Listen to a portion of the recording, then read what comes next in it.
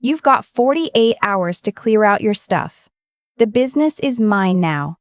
Dad made sure of that before he passed. That was the first thing my uncle said to me. Not "I'm sorry for your loss," not "your father would have wanted us to stick together." Just 48 hours. Get out. The business is mine. I stood in the doorway of my father's office, the office where I had spent every summer since I was 9 years old, filing invoices, answering phones, learning the difference between accounts payable and accounts receivable. And I looked at my uncle sitting behind my father's desk like he'd always belonged there. He had loosened his tie. He was already comfortable. My father had been dead for 6 days. I didn't scream. I didn't cry. I just looked at him and said, "Show me the paperwork." He smiled and slid a document across the desk, a transfer of ownership. Notarized. Dated 4 days before my father died. The signature at the bottom was a sprawling, looping mess that looked nothing like my father's careful, tight cursive. Dad had the handwriting of someone who learned penmanship in Catholic school. Precise. Controlled. This looked like someone had handed a shaking man a pen in a hospital bed and told him to hurry up. I folded the document in half and tucked it under my arm. "I'll be out by Thursday," I said. He nodded, already turning back to the computer screen. I walked out to the parking lot, sat in my car, and didn't move for 11 minutes. Then I took a photo of the document, emailed it to myself, and drove to the only person I trusted completely. My father built Callaway Freight Solutions from a single cargo van and a borrowed cell phone.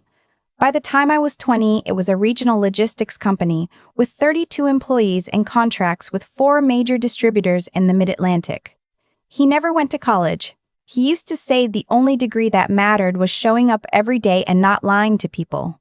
I grew up watching him shake hands on deals, then go home and fall asleep on the couch with his reading glasses still on, a stack of contracts on his chest.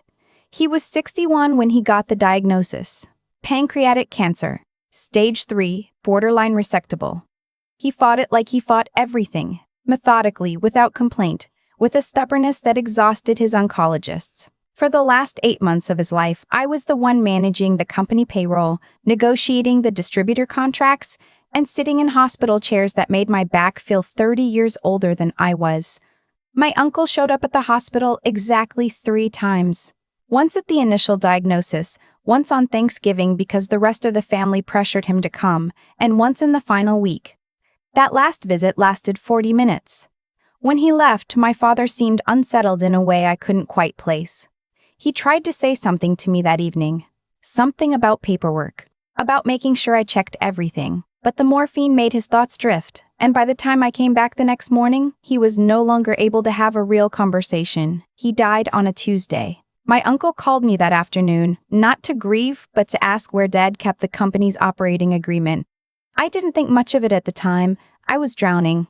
There's a specific kind of exhaustion that comes after you've watched someone you love disappear piece by piece over 8 months, and then suddenly they're just gone, and people are asking you questions about documents and funeral arrangements, and whether you want a visitation or a direct burial, and your whole body feels like it's wrapped in wet concrete. I answered his question. I told him the files were in the 3rd cabinet, left side, hanging folder, marked legal. That was my mistake. 4 days later, he walked into the company offices with a notarized transfer of ownership and told my father's 32 employees that he was the new boss. And then he called me. The paralegal at Hutchins & Bray had the kind of voice that made you feel like everything was going to be handled. Competent. Unhurried. She told me Mr. Hutchins could see me at 2 o'clock, and when I walked in, I put the photograph of the document on the table before I even sat down. Leonard Hutchins had handled my father's legal affairs for over 15 years. He was the kind of lawyer who kept a single framed photo on his desk. His late wife, from what I understood, and never wasted a sentence. He looked at the photograph for a long time without speaking. Then he picked up his reading glasses, looked again, and set them down slowly. "Where is the original?" "My uncle has it," I said. "He's already filed it with the county clerk." Leonard was quiet for a moment. "Your father signed a new operating agreement 6 weeks ago. He added provisions specifically to protect your ownership stake in the event of his death. 51% majority interest. It's ironclad." He opened a drawer and pulled out a manila folder. He called me from the hospital. He was very clear about his intentions. Then what is that? I pointed to the photograph. Leonard looked at it again. Something moved across his face. Not shock exactly, but a controlled, careful version of it. That, he said quietly, is not your father's signature. I already knew, but hearing it said out loud by someone else made it land differently. The room felt smaller. My uncle hadn't just tried to steal a company. He'd sat in a hospital room with a dying man, watched him drift in and out of consciousness, and forged his name on a document that would hand him everything. I thought about my father's unsettled look that last evening. The thing he tried to tell me, check everything, sweetheart. Make sure you check everything. He knew. Somewhere under the morphine, he knew. I want to go to the police, I said. Leonard nodded slowly. We can, and we should. But I want you to understand how this plays out if we do it right now. Your uncle files a counterclaim, argues the signature is legitimate, says your father was lucid and consenting.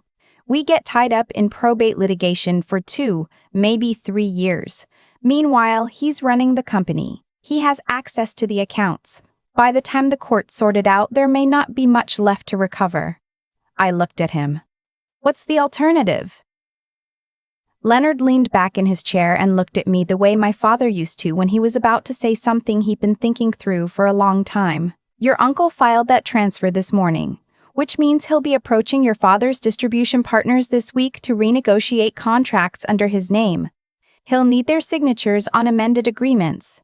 He'll need to move fast before anyone starts asking questions. He paused. What if we let him move fast? I understood immediately. We let him think it's working. We let him think it's working. Leonard agreed, and we watch exactly how far he's willing to take it. This is the part I haven't told many people.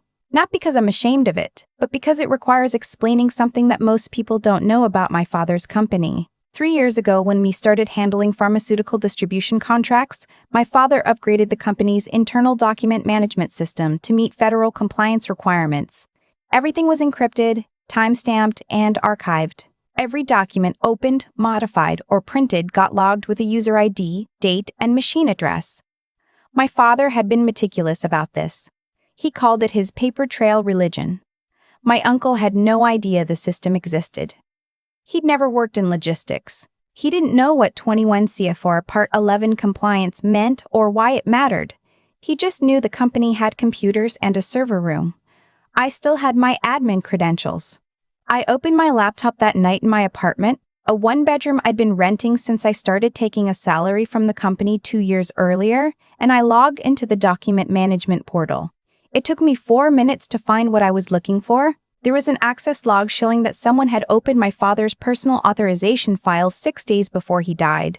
The session was 43 minutes long. The machine ID traced back to the laptop I had given my father for his hospital room. My uncle had used my father's own laptop to pull the templates. There was more. 3 weeks before my father died, someone had accessed the company's operating agreement and opened the original LLC formation documents. Same machine. Different user ID. One that shouldn't have existed, one that had been created 8 weeks ago, 2 weeks after my uncle started visiting more frequently. I sat back against my headboard and looked at the ceiling for a long time. He hadn't just forged a signature. He had done his homework. He'd created a ghost account, accessed the files, learned the templates, and planned it out. This wasn't a desperate grab. This was calculated. I called Leonard at 7:30 in the morning. Can you set up a meeting? I said. With the Drayton account. Tell them there's been a change in ownership, and the new principal wants to review contract terms. Make it sound routine. Leonard was quiet for a moment. Drayton Pharmaceuticals is your largest distribution contract. I know, 40% of annual revenue. If he gets them to sign amended agreements under his name, he locks in the relationship before anyone can challenge the ownership transfer. I paused. Make the meeting for Friday. Tell them the new owner is very motivated to preserve the relationship. He'll want to be there in person.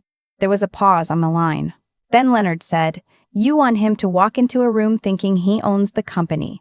I want him to walk into a room and try to conduct a federal regulated pharmaceutical distribution contract negotiation, I said, using a fraudulent ownership transfer. in front of witnesses. There was a longer pause. Then Leonard said, "I'll make the call." The meeting was scheduled for Friday at 2 o'clock at the Drayton Regional Office in Annapolis. I knew the office well.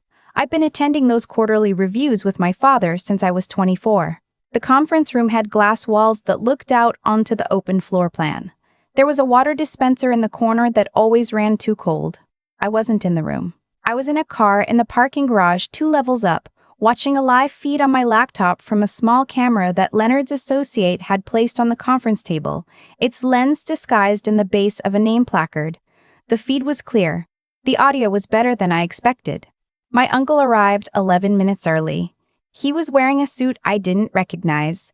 New charcoal gray, the kind of thing you buy when you're trying to look like you belong somewhere you've never been. He had a leather portfolio under his arm and his phone in his hand, and he walked into that conference room like he'd been running companies his whole life.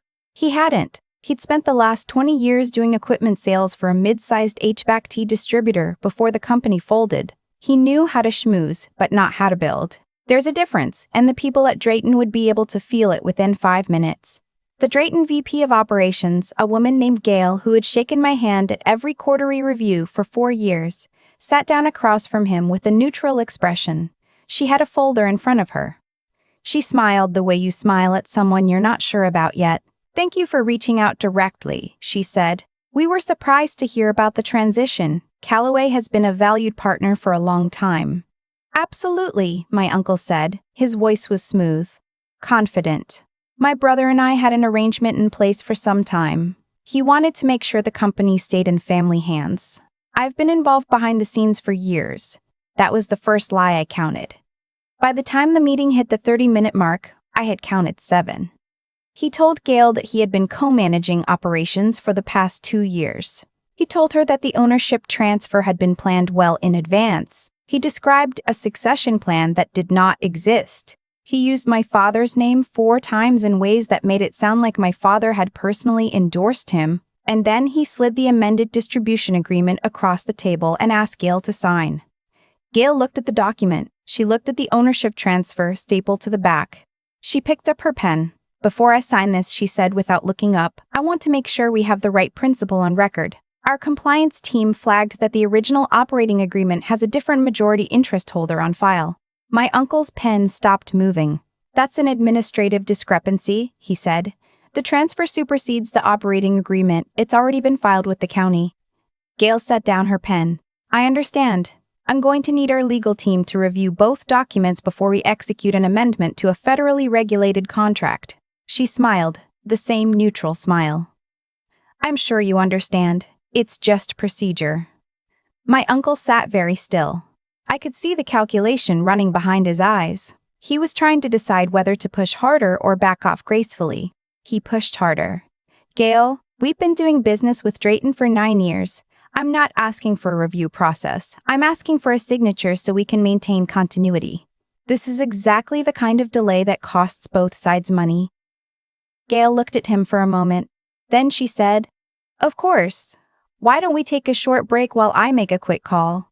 She stood up, walked out of the glass-walled conference room, and did not come back. The 2 people who walked in instead were not from the Drayton legal team. I had already left the parking garage. I was standing in the lobby when Leonard came through the main entrance, and behind him were 2 men in plain clothes, who I later learned were federal agents from the FBI's Financial Crimes Unit. Leonard had made a very different kind of call 2 days earlier, not just to Drayton, but to the U.S.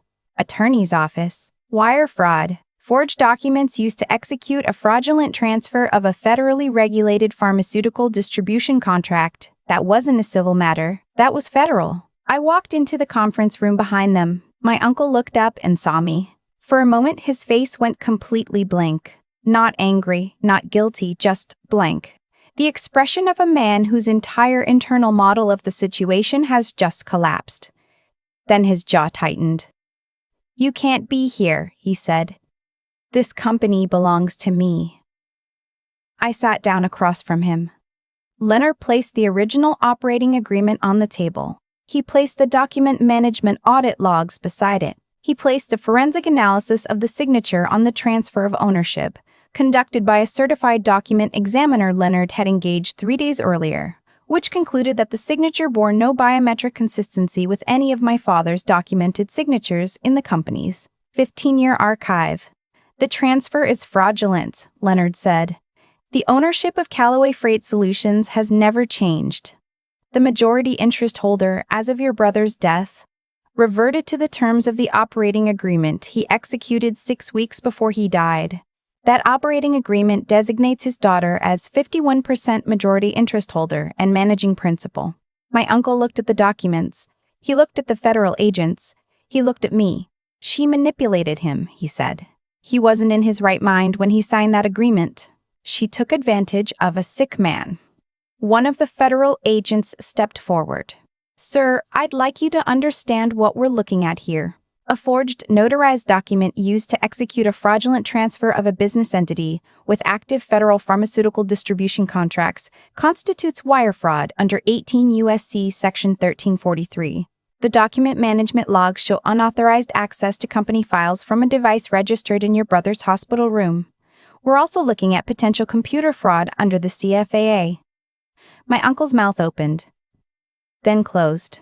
I thought about my father's 43 minutes in that hospital room, his laptop open, someone learning his templates, his voice trying to reach me through the morphine fog. Check everything, sweetheart. I let myself feel the grief for exactly 3 seconds. Then I looked at my uncle and spoke very calmly. You came to the hospital 3 times in 8 months, I said. I was there every single day. I measured his medications. I talked to his doctors. I sat with him at 3 in the morning when he was scared. You came 3 times, and one of those times you spent 43 minutes alone with his laptop. I paused. He built that company with his hands. He built it so I would have something, and you decided that because you were blood, it was yours to take. My uncle said nothing. You're not getting the company, I said. You're not getting the contracts. And you're not going to sit at his desk ever again. He was escorted out of the Drayton building by the 2 federal agents. His leather portfolio stayed on the conference table.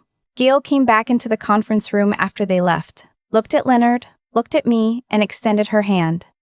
We'd like to continue the partnership, she said, with you. The drive back to Baltimore took 40 minutes. I stopped at the company office on the way, not because I needed to, but because I wanted to walk through it. I wanted to feel the floors under my feet and look at the photos on the walls. My father at the ribbon cutting, my father at the first distributor contract signing, my father in a hard hat at the warehouse opening, grinning like someone who couldn't believe his luck. I stood in his office for a long time. His desk was exactly as he'd left it. His reading glasses were in the case by the phone. There was a notepad with his handwriting on it, a list of things to follow up on. The last entry dated 3 weeks before he died. I picked up the notepad and held it for a while. Then I sat down in his chair, opened my laptop, and sent an email to all 32 employees. It was short. It told them the ownership question had been resolved. It told them nothing was changing. It told them their jobs were secure, their contracts were honored, and that Callaway Freight Solutions was going to keep doing exactly what my father had built it to do. I didn't mention my uncle. I didn't mention the fraud. I didn't need to. The federal case is ongoing. I'm not permitted to discuss the specifics, but I will say this: wire fraud charges at the federal level carry serious consequences, and the forensic evidence in this case is not ambiguous. The night everything was resolved, I sat in my father's office after everyone else had gone home. The building was quiet. Outside the window, the parking lot was empty except for my car and the glow of a streetlight through the October rain. I opened the bottom drawer of his desk, the one he always kept locked, and found what I think he intended me to find: a sealed envelope with my name on it in his handwriting. Inside was a single page, a letter he had written by hand, dated 5 days before he died. It wasn't long. He told me he knew something was wrong. He told me he knew something was wrong. He told me he'd tried to tell me but couldn't get the words out the way he wanted. He told me he'd made sure the real paperwork was in order. He told me he trusted me. He ended it the way he ended most of our conversations. You know what to do, sweetheart. You always have. I folded the letter and put it in my bag. I turned off his desk lamp. I walked out and locked the front door behind me. My father spent 30 years building something honest in a world that wasn't always honest back. He taught me that the most dangerous thing you can do to someone who underestimates you is nothing. Just let them underestimate you. Let them make their move. Keep your records clean and your patience long, and the truth has a way of showing up right on time. He was right about that. He was right about most things. The locks on the office have been changed. The company is mine. And every morning when I unlock that front door and turn on the lights, I think about him, the man who built it, and I make sure I am worthy of what he left me. I've thought a lot about the 43 minutes. That's what it took. 43 minutes alone in a hospital room with the dying man's laptop, and my uncle believed he had rewritten the ending of a story my father spent 30 years writing. That's the part that stays with me. Not the fraud itself, not even the courtroom implications, but the arithmetic of it. 43 minutes versus 30 years. He really thought those were equivalent. People who take shortcuts have to believe that the people who didn't were somehow foolish for not doing the same. It's the only way it makes sense to them. My uncle watched my father build something honest from nothing, and somewhere in his mind he translated that into naivety. He thought my father was lucky, not disciplined. He thought I was sentimental, not prepared. He walked into that conference room in Annapolis carrying a leather portfolio and a forged document, and he genuinely believed the story was already over. That's what greed does to a person's judgment. It doesn't just make you dishonest, it makes you careless. It makes you believe that because you want something badly enough, the details will cooperate. He didn't think about document management logs. He didn't think about forensic signature analysis. He didn't think about the fact that my father, even through the morphine, had found a way to tell me to check everything. He only thought about what he wanted, and wanting it felt like having it. I'm not going to pretend I was some kind of chess master the whole time. The first 2 days after he walked into that office, I was barely functional. Grief and shock are not a good combination, and I sat in my apartment more than once just staring at the wall, trying to figure out which feeling was which. The difference between someone who survives something like this and someone who doesn't isn't the absence of that feeling. It's what you do when it starts to lift. You make the next call. You drive to the next meeting. You open the laptop and you look at the logs and you let the evidence tell you what it knows. My father used to say that the most important thing in any negotiation wasn't what you said. It was what you'd already done before you walked in the room. He meant contracts and documentation and relationship history. But I think it applies to something broader than business. The life you build when nobody's watching is the argument you make when someone finally challenges you. Every hour I spent in that hospital, every account I balanced, every conversation I had with his lawyers and his doctors and his employees, none of that felt like strategy at the time. It was just what needed to be done. But it turned out to be everything. My uncle bet on the idea that I would be too grief-stricken to fight back quickly, and he was half right. He just miscalculated how long that window would last, and he underestimated what my father had already put in place. That's the thing about people who build quietly. They tend to build thoroughly. My father knew. He'd made the calls, signed the real documents, written the letter. He'd done everything he could from a hospital bed to make sure the truth had somewhere to stand. I think about that whenever things get hard. Not some abstract idea about the universe balancing itself out. Just the simple, concrete reality that choices accumulate. My uncle's choices accumulated into federal wire fraud charges.